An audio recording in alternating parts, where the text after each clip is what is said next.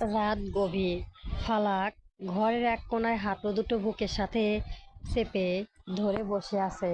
কাল রাতে টানা শারীরিক কষ্টে তার শরীরটা চরম ক্লান্ত। ফালাক মনে মনে প্রার্থনা করছিল লোকটা যেন আজ রাতে আর কোনো তাজ্জব না চালায়। পায়ে কোনো ভারসাম্য নয়, টলমল শরীরটা কোনো রকম দরজার চৌকাঠ ধরে সোজা হয়ে দাঁড়ানোর চেষ্টা করেছে। এক হাতে আধ ভাঙা এক মদের বোতল, অন্য হাতে শার্টের ওপরে দুটো বোতাম খোলা, চোখ দুটো যেন রক্তের মতো লাল। চেহারায় স্বাভাবিক কোনো মানুষের ছাপ নেই, কেবল এক হিংস্রতা ঝুলে আছে যেন। ফালাকের ভূতের ভেতরটা হিম হয়ে গেল। সাদা মতে মেজে আছড়ে ফেলে দিল, বরং তুলতে তুলতে ফালাকের দিকে এক পায়ে এক পা করে এগিয়ে আসতে লাগলো। জুতা থেকে আসা ভারী শব্দগুলো ফালাকের কানে মৃত্যুর ঘণ্টার মতো বাজছিল। কিরে, এত ভয় পাচ্ছিস কেন? ফালাক ভয়ে দেওয়ালের সাথে আরও বেশি সেদে যাওয়ার চেষ্টা করলো। প্লিজ, আজ অন্তত এমন করবেন না, নেশার ঘরে কোনো অনন্য কাজ করবেন না। কিন্তু সাপেত কানে তখন ফালাকের কোনো আকুতি পৌঁছালো না। সাপেতের মস্তিষ্ক কাজ করছে তীব্র আক্রোশে, একতরফা হিংস্রতা। সাত এক ঝটকায় নিজের বুকে ফালাকে দুটো হাত কবজি থেকে শক্ত করে চেপে ধরে টেনে তুলে আনলো। সাদের হাতে পরশুর মতো শক্ত বাঁধনে ফালাকের নরম চামড়া বিষাদের মতো বিঁধতে লাগলো। ছাড়ুন আমাকে, ছাড়ুন। ফালাক চিরতরে করে ওঠার চেষ্টা করতে সাদ তার নিজের ভারী শরীর দিয়ে ফালাককে দেওয়ালের সাথে একদম পিষে ধরলো। তীব্র মদের গন্ধে তপ্ত নিঃশ্বাস ফালাকের গলার কাছে এসে আছড়ে পড়ল। ফালাক নিজের সবটুকু শক্তি দিয়ে ছাদের বুকে ঠেলে দূরে সরানোর চেষ্টা করলো। মাথা ঝাঁকিয়ে হাত পা ছুঁড়ে বাঁচতে চাইলো, কিন্তু ছাদের মদপান শক্তির সামনে তার ক্ষুদ্র প্রতিরোধ মিশে গেল। ছাদের মুখ এক তাচ্ছিল নিষ্ঠুরতা, তাচ্ছিল হাসি ফুটে উঠল। ফালাকের আঙুল কান্নায় বুড়ো আঙুল দেখিয়ে ছাদ ফালাকের শ্রুতিসারির আঁচলটা ধরে একটানে নিচে ফেলে দিল। অহংকার দেখাচ্ছিস? আমাকে আটকাবি তুই? তোর পরিবারের লোভ আর তোর নিষ্পাপ মুখটার দাম আমাকে চৌকাতে হবে। তোর শরীর, তোর এই অস্তিত্ব, সব কিছুর ওপর। ফালাক হাত দিয়ে নিজেকে ঢাকার চেষ্টা করলেও সাদের হিংস্র আঙুলগুলো তার উপরে কোনো করুণ করল না। সরিয়ে দিয়ে সাত জোর হাতে ফালাকের একদম কাছে ঘেঁষে এলো। এক পর্যায়ে ধস্তাধস্তির মাঝে সাত ফালাকে জোর করে বিছানার উপর ছুঁড়ে ফেলে দিল। ধাক্কা লেগে ফালাকের মাথাটা বিছানার পাশে রাখা কাঠের কোণে বিকট শব্দ গিয়ে লাগলো। ফালাকের বুক থেকে এক বিষাদময় আর্তনাদ বের হয়ে এলো। কপাল কেটে এক ফোঁটা রক্ত গড়িয়ে পড়ল গায়ের উপর। সাদের চোখ নেশা জেদে পুরোপুরি অন্ধ। রক্তাক্ত ফালাকের দেখেও সাদের ভেতরে মানুষটা জেগে উঠল না। ফালাকের চোখের অঝরে জল, কপালে রক্তের উপরে উপেক্ষা করে সাদ আবার ফালাকের উপর ঝাঁপিয়ে পড়ল। ফালাকের সমস্ত শক্তি, মানসিক প্রতিরোধ চূর্ণ বিচূর্ণ হয়ে সাদের নির্মাল জোরাদস্তিমূলক আবার প্রকাশের কাছে। ফালাক আর কোনো বাধা দিতে পারল না, শুধু চোখ দুটো বন্ধ করে স্টিয়ারিংয়ের দিকে তাকিয়ে রইল। চোখ বেয়ে ফোঁটা ফোঁটা নোনা জল গড়িয়ে বিছানার চাদরে ভিসে যেতে লাগলো। একটা ভালোবাসাহীন হিংস্র রাতের কাছে ফালাকের আত্মসম্মান আজ আবার নিঃশব্দে হার মেনে নিল। নেশার ঝোপটা কেটে আসতে ছাদের তীব্র মাথায় যন্ত্রণা শুরু হলেও চোখের পাতা দুটো প্রচণ্ড ভারী ঠেকছিল। চোখ খোলার চেষ্টা করতেই ভোরের আবাসায় আলোয় ড্রেসিং টেবিলের ভাঙা কাচের টুকরোগুলো তার চোখে এসে বিঁধল। মাথায় যন্ত্রণার সামনে নিয়ে ছাদ বিছানার উপর বসতে গেলে কিন্তু তার দৃষ্টি আটকে গেল ঠিক ডান পাশে। সেখানে বিছানার এক কোণে কুঁকড়ে শুয়ে আছে ফালাক। ফালাকের আঁচলটা মেঝের উপর গড়িয়ে পড়েছে। কাপড় চোপড় উস্কো খুস্কো, সাদা শরীরে কালো রাতে নির্মল ঝড় বেয়ে যাওয়ার স্পষ্ট ছাপ। সাদের চোখ সবচেয়ে বেশি আটকে ফালাকের চেহারার দিকে তাকা মাত্রই ফালাকের কপালের পাশটায় কেটে রক্ত জমাট বেঁধে শুয়ে কালচে হয়ে আছে। সেই রক্ত গড়িয়ে নেমে এসেছে গলায় খায় পর্যন্ত। চোখের কোণে কান্না নোনা জল শুকিয়ে শুভয়ে দল গেছে। ছাদের বুকের ভেতরটা কেন মুহূর্তের মধ্যেও অচানা ভেঙে কেঁপে উঠল। হঠাৎই রাতে আবাসায় হিংস্র স্মৃতিগুলো ঝেড়ে ভেঙে তার মাথায় আছড়ে পড়তে লাগলো। সাদা স্তব্ধ হয়ে নিজের দুহাত নিজের দিকে। একটা অজানা শিউরানি ছাদের হৃদয়ের মধ্যে দিয়ে বয়ে গেল। ভেতরে প্রথমবার এক তীব্র অনুশোচনা আর অপরাধবোধের আছড়ে পড়ল। ছাদের হাতে ছোঁয়া ফালাকের গায়ে লাগা আগে ফালাকের চোখ দুটো খুলে গেল, তবে সেই চোখে আর কাল রাতের মতো কোনো ভয় আতঙ্কের ছাপ নেই। নেই কোনো আকুতি কিংবা কান্নার এক ফোঁটা জল। ফালাকের চোখ দুটো একদম ফাঁকা, নিষ্পাপ আর বরফ শীতল। সাদের হাতটা শূন্য থমকে গেল। ফালাক এক মুহূর্তের জন্য সাদের চোখের দিকে তাকালো না। অত্যন্ত শান্ত নিস্তব্ধ ভঙ্গিতে উঠে বসল। শীতের প্রচণ্ড যন্ত্রণায় থাকা সত্ত্বেও মুখে আজ আর কোনো কষ্টের অভিব্যক্তি ফুটে উঠল না। ফালাক যেন পুরোপুরি একটা পাথরের মূর্তির রূপ নিয়েছে। মেঝে থেকে ছড়িয়ে থাকা কাপড়ের আঁচলটা কুঁকড়িয়ে নিয়ে নিজের গায়ে জড়িয়ে ফালাক আস্তে আস্তে বাথরুমের দিকে হেঁটে চলে গেল। প্রতিটি পদক্ষেপে ছিল এক নিঃশব্দ দূরত্ব। ফালাক বাথরুমে ঢুকে ভিতর থেকে দরজা আটকে দিল, কিন্তু অন্যদিকের মতো ভেতর থেকে আজ কোনো ফুঁপিয়ে কান্নার শব্দ এলো না। জল পড়ার শব্দ পাওয়া যাচ্ছে, কিন্তু ফালাকের এই পাথরের মতো নিস্তব্ধতার স্বাদের বুকের ভেতরটা আরও বেশি তোলপাড় করে তুলতে লাগলো। সাদ বিছানায় বসে রইল মাথা নিচু করে। কিছুক্ষণ পর দরজা খুলে বাথরুম থেকে বের হয়ে এলো ফালাক। কপাল থেকে গড়িয়ে পড়া রক্ত ধুয়ে ফেলেও এক দাগ এখনো লাল হয়ে আছে। ভেজা চুলে নীল রঙের একটা সুতির শাড়ি জড়িয়ে ফালাক এসে দাঁড়ালো। ফালাক বিছানার উপর চুপচাপ গিয়ে বসলো। কিছুক্ষণ পর সাত আলমারি থেকে নিজের আয়রন করা ধবধবে সাদা শার্ট কালো প্যান্ট বের করে দ্রুত ড্রেসিংয়ের সামনে দাঁড়ালো। আয়নায় নিজের রক্তচক্ষু দেখে আর কাল রাতের তাজব চিহ্নগুলো দেখে সেও একবার চোখ বন্ধ করলো। নিজের ভেতরে অস্বস্তিটা ঢাকতে খুব নিখুঁতভাবে শার্টের বোতামগুলো লাগালো। এরপর পড়তে নিলেই ডক্টর আব্বার এর বুঝে জলজল করছে। নাম লেখা মতোই বার্জিটি। সে ডক্টরের রূপ ধারণা করলো। ড্রেসিং টেবিলের আয়নায় পরিষ্কার দেখা যাচ্ছে ঘরের কোণে জড়সড় হয়ে বসে থাকা ফালাকের অবয়ব। সাদা ঘড়ির দিকে তাকালো, দ্রুত পায়ে দরজার দিকে এগিয়ে গেল। সিটি হাসপাতালে করিডর দিয়ে হেঁটে চলেছে ডক্টর সাদ মির্জা। মুখে চিরচরিত ধবধবে গভীর এক্সপ্রেশন।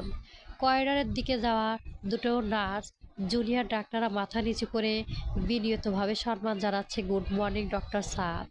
সাদ কেবল হালকা মাথা নেড়ে তার গম্ভীর্য বজায় রাখলো। এই হসপিটালে সে কোনো একজন অত্যন্ত দক্ষ কঠোর সার্জন। নিজের সুবিশাল এসে কেবিনে ঢুকে চেয়ারে বসলো সাদ। টেবিলে রাখা সিরিয়াস পেশেন্টের ফাইলের উপর চোখ বুলাতে তার মনে একদম ফ্যাকাশন হয়ে গেল। কিছুক্ষণের মধ্যে সে ঢুকে পড়লো অপারেশন থিয়েটারে। ওটি একটা জটিল সার্জারি, অন্য যে কোনো ডাক্তারের হাতে যেখানে কপাল সেখানে সাদের নিখুঁত হাতে কাজ চালিয়ে গেল। অপারেশনের টেবিলের সার্জ একজন অতুলনীয় জাদুকর। ওটির থেকে বের হতে পেশেন্টের আত্মীয় স্বজনরা কাঁদতে লাগলো কৃতজ্ঞতায়। সাজ নিষ্পিত মুখে ঠান্ডা গলায় বলল, থ্যাঙ্কস দেওয়ার দরকার নেই, ইটস মাই জব। পেশেন্ট এখন আইসিইউতে অবজারভেশনে থাকবে। পেশেন্ট দেখায়, ইন্টারনে রাফ ক্লাস নেওয়ায়, জুনিয়রদের ভুল ধরে কড়া ঝাড়ি দেওয়ায় সারাদিন এভাবেই একসাথ দাপটের সাথে নিজের কাজ চালিয়ে গেল সাদ। বিকেল ঘনিয়ে এলো। সাদ কেবিনে ফিরে নিজের গায়ে ল্যাব কোটটা খুললো। চেয়ারে হেলান দিয়ে বসতেই ফোনের স্ক্রিনটা জ্বলে উঠল।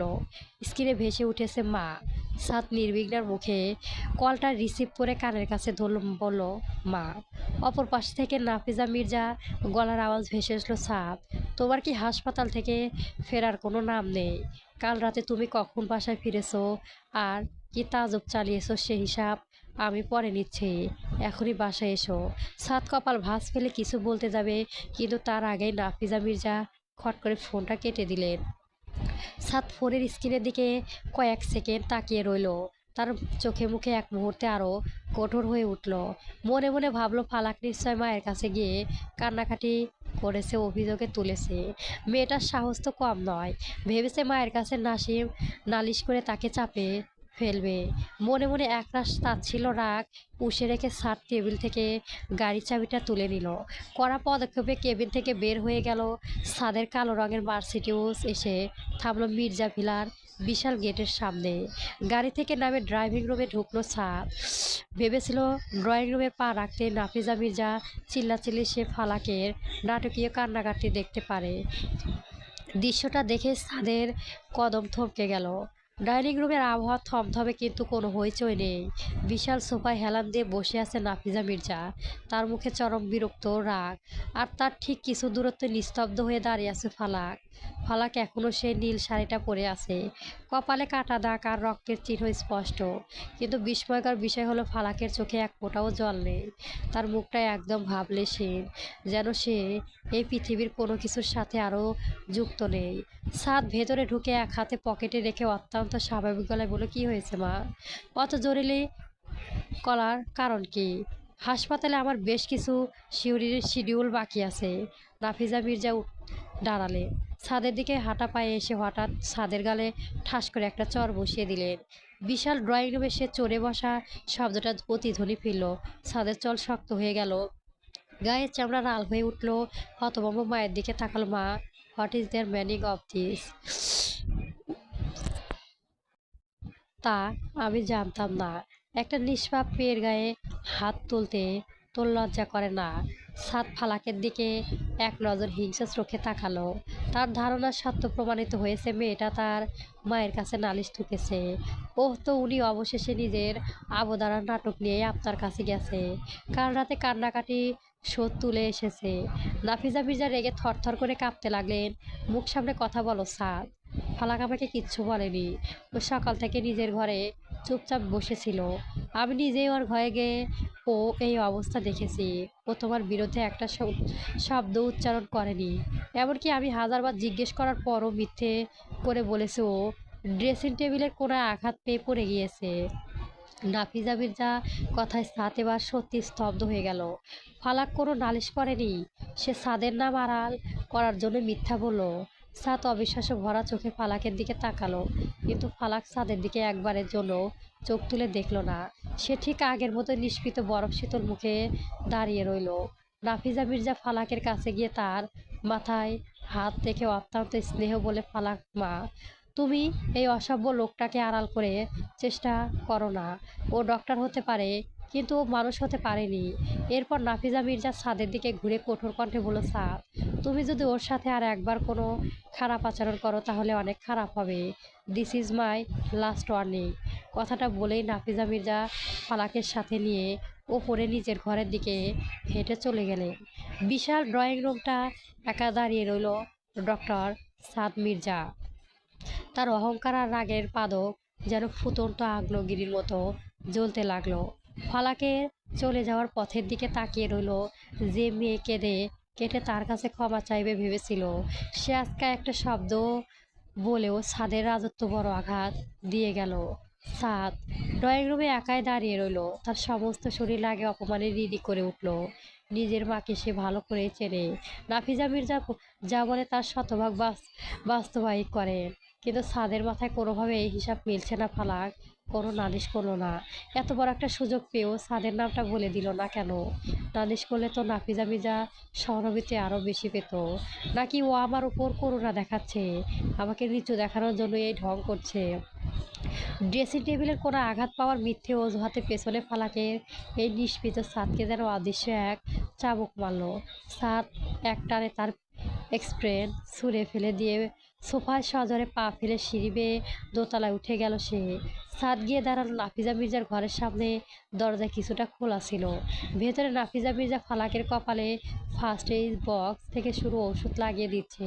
ফালাক একদম চুপচাপ বসে আছে। ওষুধ লাগানোর সময় শরীরে যে একটু জ্বালা করার কথা, ফালাকের মুখে তা কোনো ছাপ নেই। একদম নিষ্পলক চোখে সামনের দেওয়ালের দিকে তাকিয়ে আছে। নাফিজা মির্জা যতবারই আদর করে কিছু বলছে, ফালাক শুধু হালকা মাথা নেড়ে সংক্ষিপ্ত উত্তর দিচ্ছে। ছাদ দরজার বাইরে দাঁড়িয়ে ঠান্ডা চোখ দৃশ্য দেখল। ফালাকের এই উদাসীনতা কোনো অভিযোগ না থাকায় একটাই, যেন ছাদের মতো দুপুটে অহংকারী পুরুষকে সবচেয়ে বেশি অপমান করেছে। কাঁদলে অনুনয় বিনয় করলেও বা চিৎকার করলে ছাদ তাকে দড়িয়ে রাখতে পারত না। কিন্তু এই বরফ শীতল নীরবতা সামনে ছাদ যেত ভেতরে ভেতরে এক অদ্ভুত অসুস্থতা ভুগতে লাগলো। ছাদ নিজের রুমে ঢুকে ধপাস করে দরজা বন্ধ করে দিল। রাতের খাবার টেবিলে এক অদ্ভুত থমথমে পরিবেশ। নাফিজা মির্জা ফালাকে নিজের পাশে বসিয়ে খাইয়ে দেওয়ার মতো আদর করেছে। ছাদ টেবিলে অন্য পাশে বসে প্লেটে চামচ নাড়ছে। সে আশা করেছিল ফালাক অন্তত তার দিকে লুকিয়ে হলেও এক নজর ভয়ে চোখে তাকাবে, কিন্তু না। ফালাক পুরোটা সময় ছাদের সম্পূর্ণ এড়িয়ে গেল। ছাদের মতো একজন নামাজাত 4 জন যে হাসপাতালে শত শত মানুষের ভাগ্য নিযুক্ত করে, এই ঘরে যেন ফালাকের কাছে একদমই অদৃশ্য। খাবার শেষ করে সাত নিজের কেবিনে থেকে এক বোতল করা ব্ল্যাক লেবেল বের করলো, গ্লাসে ঢোকে চুমুকে তার শেষ করলো। রাত 12টা, সাত রুমে পায়চারি করেছে। মদ পানের পারোয়া তার ভেতরে রাগটা কমছে না, বরং ফালাকের চেহারাটা তাই মাথায় ঘুরপাক খাচ্ছে। সাত সদরে মদের গ্লাসটা দেওয়ালে ছুঁড়ে মারলো। কাঁচের গ্লাসটা ঝনঝন করে ভেঙে গুঁড়ো হয়ে গেল। চোয়াল শক্ত করে মাতাল হিংস্র কদম ফেলে সাত নিজের রুম থেকে বের হয়ে ফালাক যে গেস্ট রুমে আছে সে দরজার দিকে এগিয়ে গেল। দরজা হাত ঘুরিয়ে কোনো নখ ছাড়াই ধরাম করে ঘরে ঢুকে পড়লো সাত। পরবর্তী গল্প পেতে আমার চ্যানেলটি সবার আগে সাবস্ক্রাইব করে রাখবেন। গল্পটি কেমন হয়েছে অবশ্যই কমেন্ট বক্সে জানাবেন। গল্প ফালাক সিজন 2 চলবে।